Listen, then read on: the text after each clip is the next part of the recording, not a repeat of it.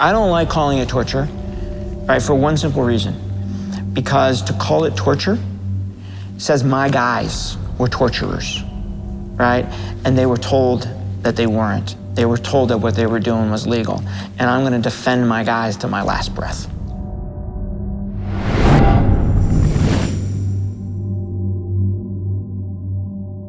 When al-Qaeda terrorists attacked the World Trade Center in the Pentagon, Michael Morell was with President George W. Bush at an elementary school in Florida as the CIA's daily briefer. The events that unfolded on that fateful day are just some of the many national security emergencies the former acting director of the agency has been at the center of since 9/11. The veteran intelligence official has spent much of his 30-year career out of the public eye, but he's stepping out of the shadows to talk about his new book, The Great War of Our Time, the CIA's fight against terrorism from al-Qaeda to ISIS. Vice News caught up with Morell at the Richard Nixon Library in Yorba Linda, California, and spoke with him about the Iraq War, the CIA's interrogation program, and what he refers to as the new era of terrorism. So you've just written a book. You spent 30 years essentially keeping secrets. Right. And now you're writing it all down. Yeah. Why? Why? A great question. I really debated this, right, with myself for a long time. You know, is it appropriate, right, for a former senior intelligence official to write a book? Certainly precedent, right, going back to Helms and Gates and Tenet, they all wrote books, but I still struggled with this. And at the end of the day, I decided to do it for 3 reasons. The first was that I really do believe that this threat we face from this particular kind of extremism is going to be with us for a long, long time.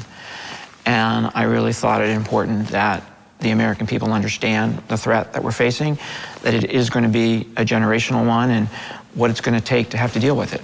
And I thought it was important for them to hear that from me. The second reason is there are a lot of myths out there about the agency. You know, one of the myths is that we're kind of James Bond-like. There's another myth out there that everything we touch, we screw up.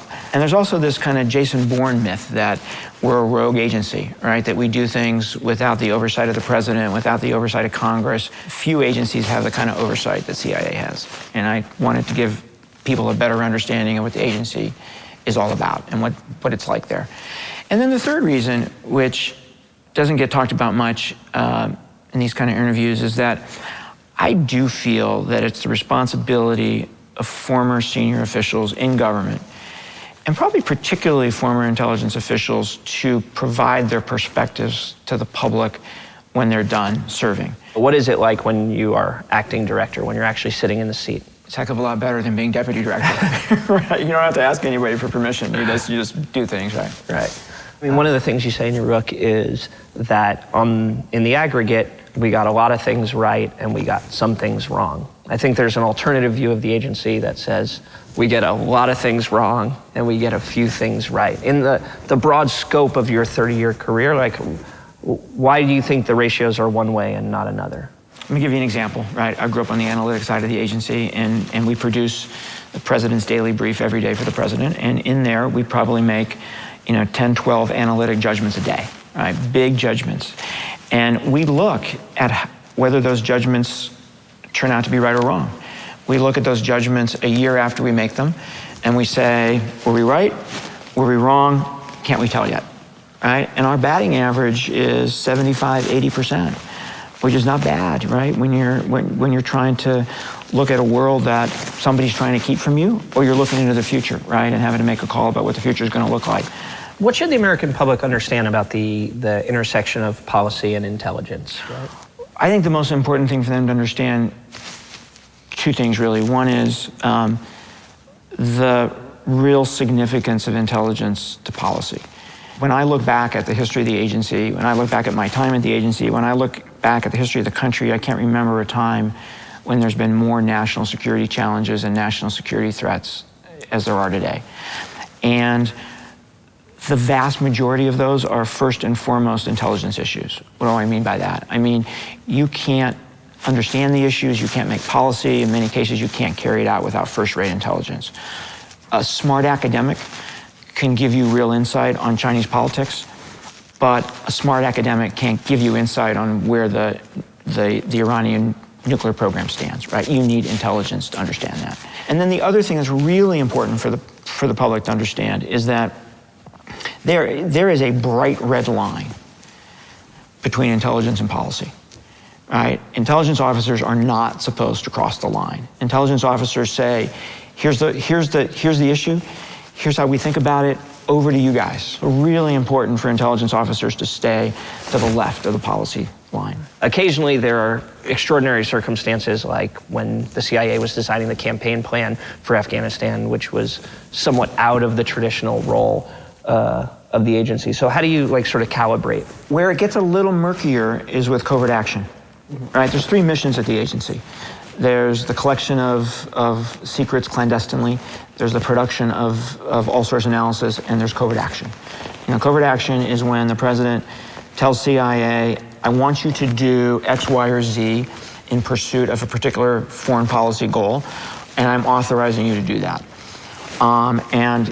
Supplying weapons to the Afghan freedom fighters during the war against the Soviet Union is a great example of covert action. So when you're doing a covert action, the agency is often asked, how should this be done, right? So it's more likely in a covert action for the agency to lean forward and say, well, here's how I think this should be done. So since we were talking about covert action, I've heard this sort of debate within the intelligence community about the agency's role, whether post 9/11 it's swung into too much of a kinetic role, whether that be drones or covert action, and gone away from its mission of collection. Where do you fall on that debate? I am concerned, right? I am concerned that the increased covert action, particularly paramilitary covert action post 9/11, is beginning or has begun to impact on intelligence collection. Why is that? Because the same people who do intelligence collection do covert action, right? And when the president says, I want you to do A, B, or C covert action, Congress sometimes gives you additional money, but they never give you additional people. They never say, we're gonna raise your ceiling, your hiring ceiling, and you can hire additional people, right? So we've taken on a lot of covert action over the years.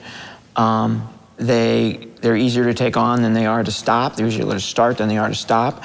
And so you got a lot of people, right, who normally would be out there collecting secrets, who are out there doing covert action.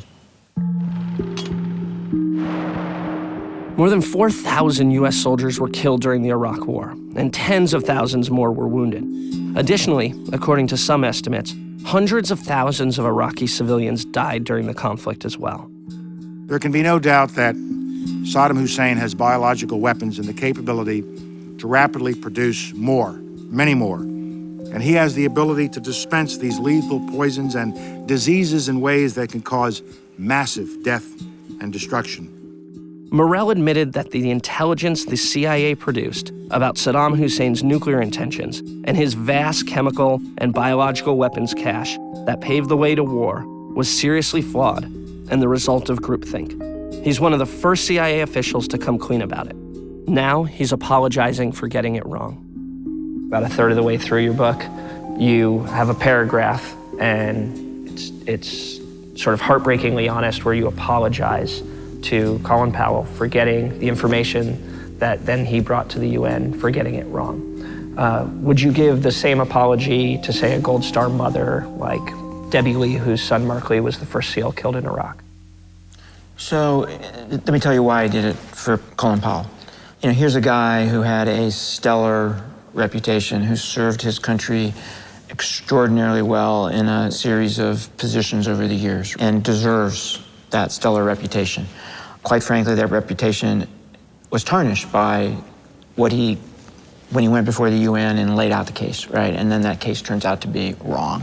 Almost every part of it turned out to be wrong. That was a big part of my thinking, and the other part of my thinking was that I knew that he had said to folks over the years, nobody from the agency's ever apologized to me.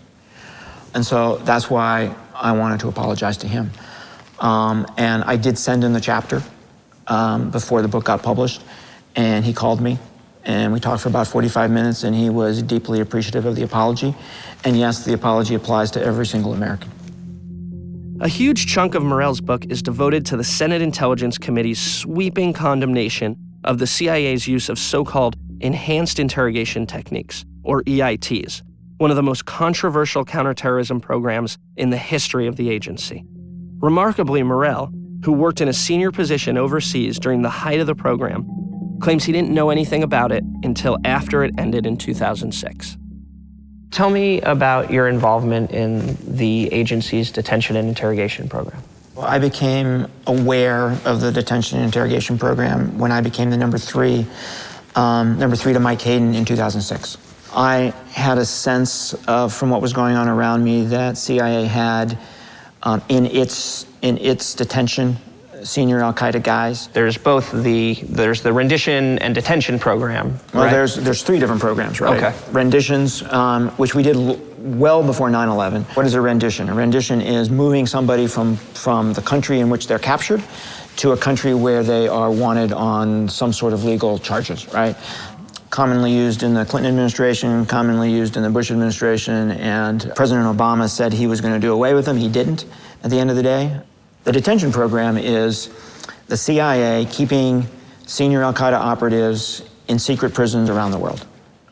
And the enhanced interrogation program then is the use of harsh interrogation techniques to get information from these guys who you have in detention. So you really have to separate all three of these programs, right, when you look at them. Was it prudent, safe, legal, necessary, and moral? We're talking about the detention program? Detention.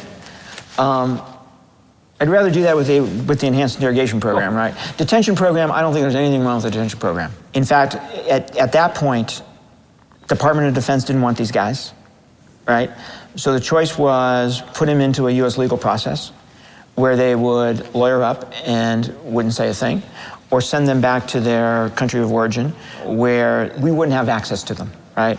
And having access to these guys whenever you wanted it, being able to monitor what they were doing in their cell and talking about with their colleagues, right? Really important to collecting intelligence.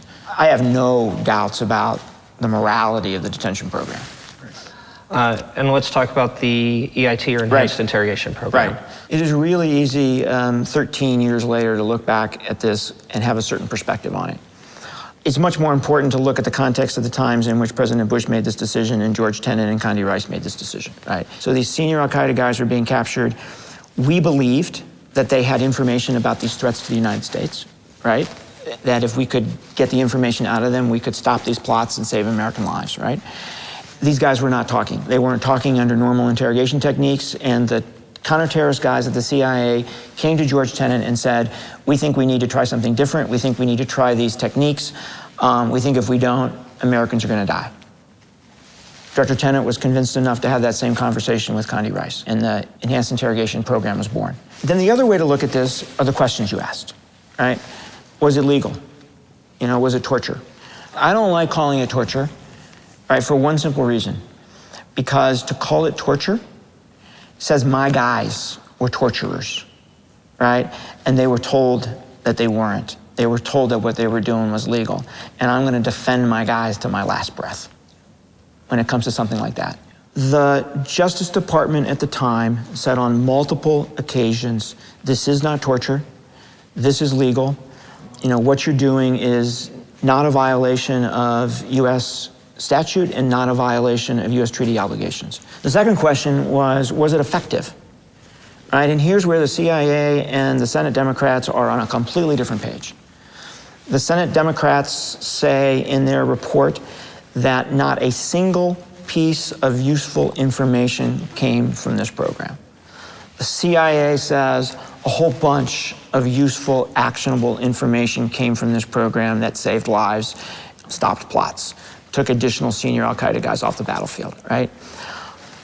Because I was acting director at the time that CIA was putting together its response to the Senate report, and deputy director, I spent a lot of time looking at this because I wanted to make sure that what our response to the Senate report we could stand behind and was as rigorous as possible. I have no doubt, after spending months looking at this, that it was effective. Because I've seen the intelligence that these guys provided before enhanced interrogation techniques. It was not full answers to questions. It was not specific information. It was not actionable. After enhanced interrogation techniques, full answers to questions, specific information, actionable information. No doubt in my mind it was effective, okay? Then you get to a third question, which is, was it necessary? right? It can be effective, but not necessary. You could have got it some other way. And the honest answer is we will never know whether it was necessary or not. And then you get to the most important question, right, which the Senate Democrats never even talk about in their report, which is, what's the morality of this? It can be legal, it can be effective, right? But is it the right thing for the United States of America, which stands for human dignity and human freedom, to undertake those coercive techniques on another human being, right? And it's kind of easy to look at that question and say, of course not. Of course not. But there's another side of the morality coin, right? The one side is crystal clear. Of course not. But the other side of the morality coin is, what's the morality of not using those techniques on a detainee if you really believe that you have to do that in order to save American lives, right? And so the question of morality gets really hard, right? And that's where the discussion should be, right? That's where the public discussion should be here. And I want that discussion to be had, but I want it to be based on the facts. I want it to be based on a true history of this program, not what I believe to be a politically biased history of this program, which is what I think the Senate Democrats produced. What is the American public to think? Like, should they believe the agency that conducted these operations, or should they believe the oversight body charged with monitoring these activities? Look, at this point, I think it's up to historians to sort all this out, right? I really do. But the other point I want to make about this, which is really important, it's really important for Americans to understand this was not CIA's program. This was America's program, right? Yes, the CIA conceived the program and carried it out, but it did so with the approval and the direction of the President of the United States, with the approval of the rest of the national security team, with the approval of the Justice Department, and with the approval and support of those members of Congress who were briefed at the time, both Democrat and Republicans. That makes it America's program. All right, so let's call it what it is, America's program. Now let's talk about it. The report released A day before Morell's book was published, Senator Dianne Feinstein, the powerful California Democrat who was chairwoman of the Senate Intelligence Committee, produced the $40 million CIA torture report, issued a press release attacking Morell's claims that the interrogation program was effective and produced valuable intelligence. In her rebuke, Feinstein said Morell, one of the few government officials who had access to the full 6,700-page report, did not even read it. She doubled down a few weeks later with an unprecedented 54-page, point-by-point rebuttal to assertions Morell made about the efficacy of the program in his book. At no time did the CIA's coercive interrogation techniques lead to the collection of intelligence on an imminent threat that many believe was the justification for the use of these techniques. Senator Feinstein obviously has been the biggest proponent of this retrospective look at the enhanced interrogation program, and she's been critical of you. What is your relationship like now? So I had, for the vast bulk of the time that I was deputy director, I had a terrific relationship with her. I mean, she is for the most part a strong proponent of national security and a strong defender of the intelligence community and a strong defender of CIA and a lot of CIA programs. But we had a very good relationship. I was very open with her, she was very open with me. That's how I know how she wanted this report to come out. She told me. And that relationship, quite frankly, got frayed when the CIA produced its response. It wasn't personal with me. It was that I was representing the institution that produced this report. I have not spoken to her since I left. I am, certain that she's not happy with me for going into the detail that I went into here. We reached out to Senator Feinstein numerous times to talk about Morell's claims and the torture report, but her office declined our request for comment. What can we learn from the last 15 years of your time at the agency that's going to inform us for the next 5 or the next 10? Two really important things, right? And this is one of the reasons I wrote the book. There's 2 problems that we have to deal with. One problem is those terrorists who have already been created, have already been radicalized, and who are trying to attack us and kill us. We have to deal with those individuals. And the lessons post 9/11 is the only way to deal with those guys is to keep the pressure on them at all times.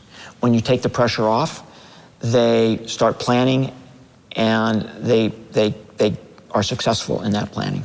When you keep the pressure on, you degrade them, you weaken them, you make it much more difficult for them to attack us. So you've got to keep the pressure on them, right? And that means military pressure, paramilitary pressure, intelligence pressure. The second really important lesson is you cannot capture and kill your way out of this. In other words, the other problem that you have to deal with is how do you stop the creation of new terrorists, right? How do you deal with the radicalization problem of young men and young women around the globe, right, to this particular brand of extremism, to this ideology, right? And that's something that we have not done well as a country or as a coalition of countries in dealing with this problem. And it's not going to go away until we get our arms around that. Those are the two lessons. And from an intelligence perspective, where do we need to do better in the next decade than the last? From a question perspective. This is an intelligence war, right? My former boss, Mike Hayden, used to say that, you know, in the Cold War, the enemy was very easy to find and very hard to kill, right? He was talking about Soviet tank divisions in Eastern Europe. You could look through a satellite and see them, but you couldn't do anything about them, right? That's what he meant by that. In this new era of terrorism, the enemy is very hard to find, but very easy to kill. And by that he means not necessarily kill them, but, you know, capture them or take them off the battlefield, right? The finding, which is the hard part now, is all about intelligence. So intelligence has to be really good in order to deal with the guys who are trying to kill you. Yeah. It's incredibly rare for a senior CIA official to speak candidly about the grave mistakes the agency made, some of which cost American lives and stained the U.S.'s reputation around the world. But at the same time, Morell, who retired from the CIA in June 2013, 2 weeks before the agency handed the Senate its response to the torture report, also left no doubt that he'll continue to vigorously defend the CIA from criticisms, particularly criticisms that are aimed at discrediting the CIA's post-9/11 counterterrorism policies. Morell believes that the U.S. will be at war against terrorists for years to come, and he'll continue to consult about how the United States can defeat them. Thank you for coming.